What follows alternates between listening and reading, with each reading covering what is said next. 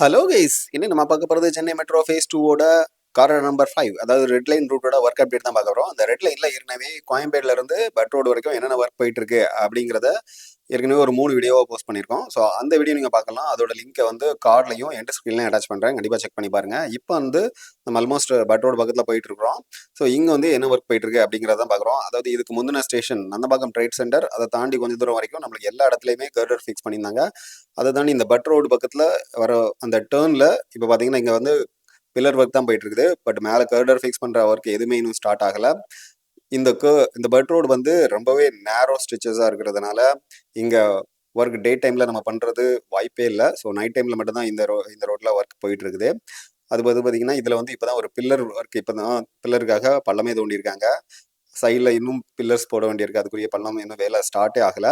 But இந்த ரூட்டை வந்து நம்ம சிஎம்ஆர்எல் வந்து ஜூன் 2026 ஓப்பன் பண்ணிடுவோம் அப்படின்ட்டு சொல்லியிருக்காங்க.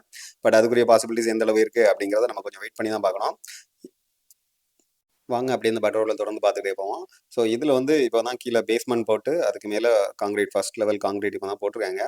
இந்த பில்லர்ஸ் வந்து ஆல்மோஸ்ட் மேலே வரைக்கும் போட்டிருக்காங்க. பட் அடுத்தடுத்து வர பில்லர்ஸ் பார்த்தீங்கன்னா ஒரு சில பில்லர்ஸ் இப்போ தான் வந்து பேஸ்மெண்ட் ஒர்க் முடிஞ்சு அதுக்கு மேலே உள்ள லேயர்ஸ், அந்த கன்ஸ்ட்ரக்ஷன்ஸ் வந்து காங்கிரீட்லாம் இப்போ தான் போட்டுட்ருக்காங்க. பட் மிடில் இன் பிட்வீன் ஒரு சில பில்லர்ஸ் மேலே வரைக்குமே போட்டிருக்காங்க. ஸோ வாங்க அப்படியே தொடர்ந்து பார்த்துக்கிட்டே போகலாம்.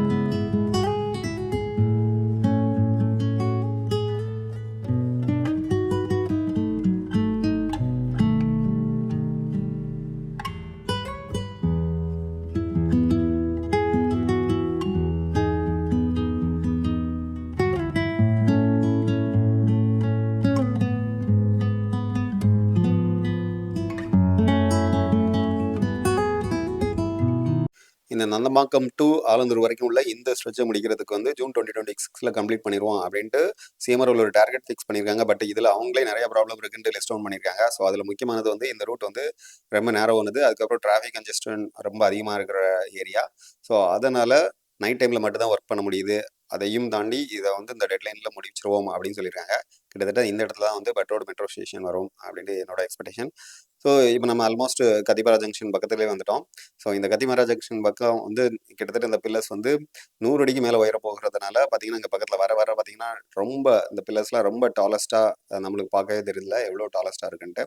ஸோ வாங்க அப்படியே கத்திபாராவை சுற்றி பார்த்துட்டு வருவோம். சும்மா வேற லெவலில் இருக்குது. இந்த கத்திபாரா ஜங்ஷனில் பல இன்ஜினியரிங் அதிசயங்களை நம்ம கண் முன்னாடி பார்க்க முடியும். இந்த கத்திபாரா ஜங்ஷனே ஒரு இன்ஜினியரிங் மார்வலஸ் தான். பார்த்தீங்கன்னா இது வந்து ஒரு கிளார்லைஃப் ஃப்ளைஓவர். இந்த ஃப்ளைஓவர் வந்து கிட்டத்தட்ட கிரவுண்ட் லெவல்ல இருந்து 12 மீட்டர் உயரம், இதோட டாலஸ்ட் ஏரியா.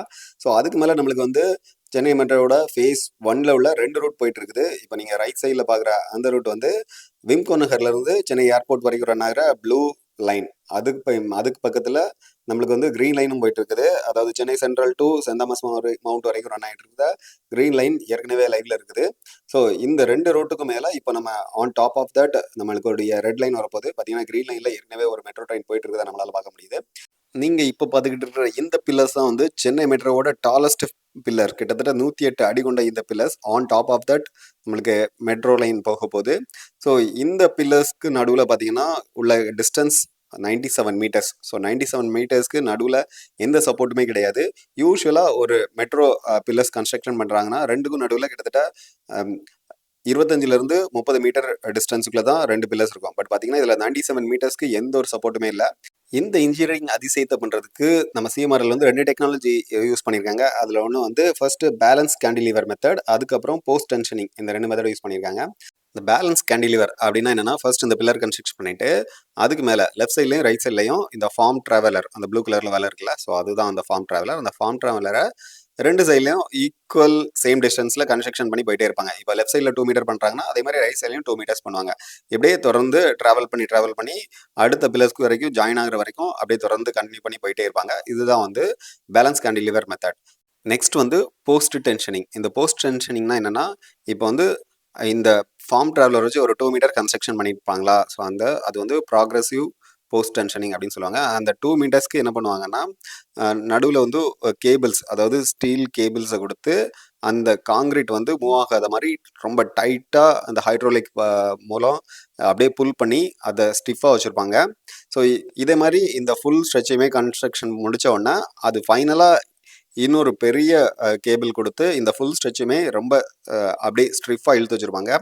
அப்போ அது எதுக்காக அப்படி பண்ணுறாங்க அப்படின்னா, இப்போ நீங்கள் வந்து உங்கள் வீட்டு மொட்டை மாடியில் துணி காய போடும்போது பார்த்தீங்கன்னா, அந்த காய போடுறதுக்கு முன்னாடி அந்த கேபிள் ஸ்ட்ரைட்டாக இருக்கும். நீங்கள் காய போட அதாவது அதில் வெயிட் ஏற்ற பார்த்தீங்கன்னா அது வந்து அப்படியே டவுன் ஆகிட்டே வரும். ஸோ திரும்ப அதை ஸ்ட்ரிஃபாக இழுத்து கட்டினீங்கன்னா அது ஸ்ட்ரைட்டாக இருக்கும்ல. ஸோ அதை மாதிரி தான் இப்போ வந்து நம்ம இந்த பில்லர்ஸ் வந்து இதில் பார்த்தீங்கன்னா 2 பில்லர்ஸ்க்கு டிஸ்டன்ஸ் ரொம்ப அதிகமாக இருக்கிறதுனால, ஸோ அது மேலே வெயிட் வைக்கும்போது கண்டிப்பாக அது கீழே போகும் அப்படிங்கிறதுனால அதை அவாய்ட் பண்ணுறதுக்காக இந்த போஸ்ட் டென்ஷனிங் யூஸ் பண்ணி அதை ரொம்ப டைட் பண்ணியிருப்பாங்க. ஸோ அதனால் நம்மளுக்கு அந்த நாளானாலும் அது அப்படியே அதே ஸ்ட்ரிப்பாக இருக்கும்.